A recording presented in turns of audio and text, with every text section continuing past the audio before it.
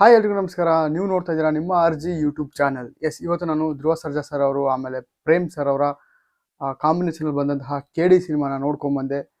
Cinema ನೋಡ್ಕೊಂಬಂದ್ಮೇಲೆ ನನಗೆ ಏನು ಇಷ್ಟ ಆಯಿತು, ಏನು ಕಷ್ಟ ಆಯಿತು ಅನ್ನೋದನ್ನ ಇವತ್ತಿನ ವಿಡಿಯೋದಲ್ಲಿ ಡೀಟೇಲ್ ಆಗಿ ತಿಳಿಸ್ತೀನಿ. ಅದಕ್ಕಿಂತ ಮುಂಚೆ ನೀವು ನಮ್ಮ ಚಾನಲ್ಗೆ ಹೊಸಬರಾದರೆ ಪ್ಲೀಸ್ ಸಬ್ಸ್ಕ್ರೈಬ್ ಮಾಡ್ಕೊಳ್ಳಿ ಹಾಗೂ ಬೆಲ್ ಐಕನ್ ಮೇಲೆ ಒತ್ತಿದ್ರೆ ನಾನು ಅದೇ ಹೊಸ ವಿಡಿಯೋ ಅಪ್ಲೋಡ್ ಮಾಡಿದ ತಕ್ಷಣ ಫಸ್ಟ್ ನಿಮಗೆ ನೋಟಿಫಿಕೇಶನ್ ಬರುತ್ತೆ ಅಂತ ಹೇಳ್ತಾ ಇವತ್ತಿನ ಈ ವಿಡಿಯೋ ನಮ್ಮ ಶುರು ಮಾಡ್ತಾ ಇದ್ದೀನಿ. ಬನ್ನಿ. ನಮ್ಮ ಪ್ರೇಮ್ ಸರ್ ಅವರು ಅಂತಂದ್ರೆ ಸೆಂಟಿಮೆಂಟು, ಆ್ಯಕ್ಷನ್ಸು, ಪವರ್ಫುಲ್ ಪ್ಯಾಕ್ಸು ಎಲ್ಲ ಇರುತ್ತೆ ಆ ಸಿನಿಮಾದಲ್ಲಿ. ಅದನ್ನು ಮತ್ತೆ ಪ್ರೂವ್ ಮಾಡಿದ್ದಾರೆ ಅಂತ ಹೇಳಕ್ಕೆ ಇಷ್ಟಪಡ್ತೀನಿ.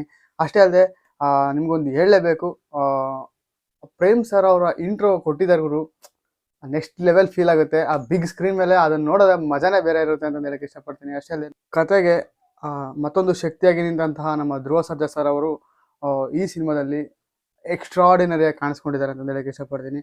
ಅಷ್ಟೇ ಅಲ್ಲದೆ ಒಂದು ಸೆಂಟಿಮೆಂಟ್ ಅಂತೂ ಇದ್ದೇ ಇರುತ್ತೆ ಪ್ರೇಮ್ ಸರ್ ಅವ್ರ ಸಿನಿಮಾಗಳಲ್ಲಿ. ಅಂದರೆ ಅದರಲ್ಲಿಯೂ ಈ ಬಾರಿ ನಮ್ಮ ಅಣ್ಣ ತಮ್ಮ ಬಾಂಧವ್ಯನ ಅದ್ಭುತವಾಗಿ ಬಿಗ್ ಸ್ಕ್ರೀನ್ ಮೇಲೆ ನೋಡೋಕ್ಕಂತೂ ನಮಗೆ ಸಿಗುತ್ತೆ ಅಂತ ಹೇಳಕ್ಕೆ ಇಷ್ಟಪಡ್ತೀನಿ.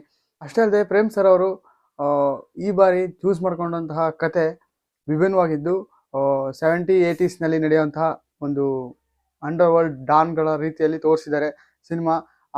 ಆ ಕಾಲಘಟ್ಟಕ್ಕೆ ನಾವು ಹೋಗ್ತೀವೇನೋ ಅನ್ನೋ ಸಿಚುವೇಶನ್ ರೀತಿಯಲ್ಲಿ ನಿರ್ಮಾಣವಾಗಿರೋ ಸೆಟ್ಗಳು ಕೂಡ ಅದ್ಭುತವಾಗಿ ಬಿಗ್ ಸ್ಕ್ರೀನ್ ಮೇಲೆ ನೋಡೋಕೆ ಸಿಗುತ್ತೆ ನಮಗೆ ಅಂತ ಹೇಳಕ್ಕೆ ಇಷ್ಟಪಡ್ತೀನಿ. ಸ್ಟಾರ್ ಕಾಸ್ಟಿಂಗ್ ಬಗ್ಗೆ ಹೇಳೋದಾದರೆ ಅವರು ಆರಿಸ್ಕೊಂಡಿರೋ ಪ್ರತಿಯೊಂದು ಕ್ಯಾರೆಕ್ಟರ್ಗಳಿಗೂ ಪರ್ಫೆಕ್ಟಾಗಿ ಮ್ಯಾಚ್ ಆಗಿದ್ದಾರೆ ಅಂತ ಹೇಳಕ್ಕೆ ಇಷ್ಟಪಡ್ತೀನಿ. ಅಣ್ಣಯ್ಯಪ್ಪ ಆಗಿರ್ಬೋದು, ಆಮೇಲೆ ನಮ್ಮ ಸಂಜಯ್ ದತ್ತ ಅವರಾಗಿರ್ಬೋದು, ಆಮೇಲೆ ನಮ್ಮ ರವಿಶಂಕರ್ ಸರ್ ಅವರಾಗಿರ್ಬೋದು, ರಮೇಶ್ ಅರವಿಂದ್ ಸರ್ ಅವರಾಗಿರ್ಬೋದು, ಯಪ್ಪ ಒಬ್ರಿಗಿಂತ ಒಬ್ಬರು ಚಚ್ಚಾಕ್ಬಿಟ್ಟಿದ್ದಾರೆ ಸ್ಕ್ರೀನ್ ಅಂತ ಹೇಳಕ್ಕೆ ಇಷ್ಟಪಡ್ತೀನಿ. ನಮ್ಮ ರೇಷ್ಮಾ ನಾನಯ್ಯರ್ ಅವರು ಕೂಡ ಈ ಸಿನಿಮಾದಲ್ಲಿ ಡಿಫ್ರೆಂಟಾಗಿ ಕಾಣಿಸ್ಕೊಂಡಿದ್ದು ಅದ್ಭುತವಾಗಿ ಬಿಗ್ ಸ್ಕ್ರೀನ್ ಮೇಲೆ ಧ್ರುವ ಸರ್ಜಾ ಸರ್ ಅವರಿಗೆ ಸ್ಕ್ರೀನ್ ಶೇರ್ ಮಾಡಿರೋದು ಇನ್ನೊಂದು ವಿಶೇಷ ಅಂತ ಹೇಳಕ್ಕೆ ಇಷ್ಟಪಡ್ತೀನಿ. ಸಿನಿಮಾ ಮಾತ್ರ ಎಕ್ಸ್ಟ್ರಾರ್ಡಿನರಿಯಾಗಿ ಮೂಡ್ ಬಂದಿದೆ. ಮ್ಯೂಸಿಕ್ ಬಗ್ಗೆ ಹೇಳಲೇಬೇಕು, ನಮ್ಮ ಅರ್ಜುನ್ ಸರ್ ಅವರು ಅಂತೂ ನೆಕ್ಸ್ಟ್ ಲೆವೆಲಲ್ಲಿ BGMಗಳಾಗಿರ್ಬೋದು, ಸಾಂಗ್ಸ್ಗಳೆಲ್ಲ ನಾವೆಲ್ಲ ಆಲ್ರೆಡಿ ಕೇಳಿದ್ದೀವಿ. ಅದ್ಭುತವಾದಂತಹ ಸಾಂಗ್ಸ್ಗಳು ಕೊಟ್ಟಿದ್ದಾರೆ.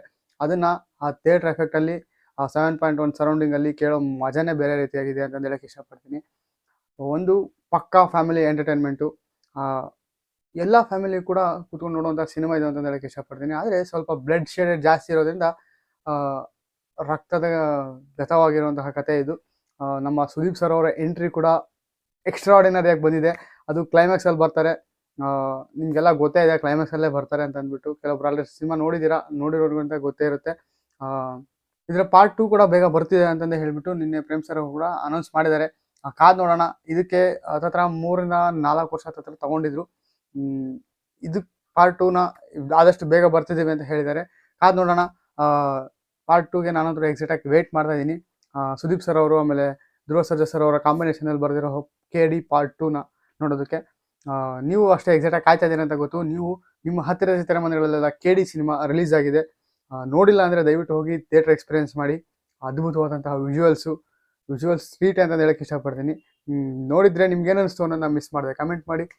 ನೋಡಿಲ್ದವ್ರಿಗೆಲ್ಲ ಈ ವಿಡಿಯೋನ ಶೇರ್ ಮಾಡಿ, ಅವ್ರಿಗೂ ಕೂಡ ಹೋಗಿ ನೋಡಿ ಅಂತ ಹೇಳಿ ಅಂತ ಹೇಳ್ತಾ ಇವತ್ತಿನ ಈ ವಿಡಿಯೋನ ಮುಗಿಸೋಕ್ಕೆ ಇಷ್ಟಪಡ್ತೀನಿ. Thank you. ಜೈ ಹಿಂದ್, ಜೈ ಕರ್ನಾಟಕ.